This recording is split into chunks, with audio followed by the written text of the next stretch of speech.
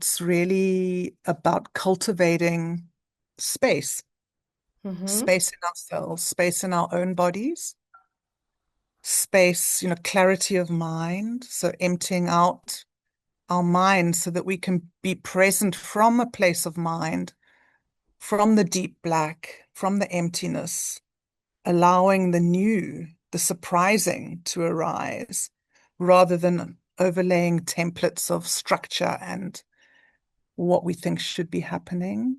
It's learning to keep our hearts open, to open our hearts using the breath, using several other tools so that we're listening from a spacious, compassionate, wide open heart. Sensation, our capacity to be with sensation in our bodies. So to listen from the body of sensation, from the ground of being, and not to abandon ourselves, because often when sensation is flooding into the body, we we want to do everything we can to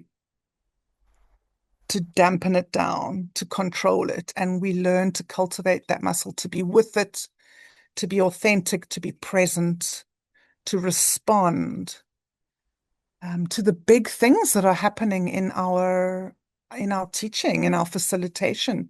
If we're holding spaces for transformation for people, we expect big things to be happening, the unexpected to arrive in the room. And how do we meet that with grace, with presence, with authority, without hierarchy, to practice and to play in and to leverage off each other?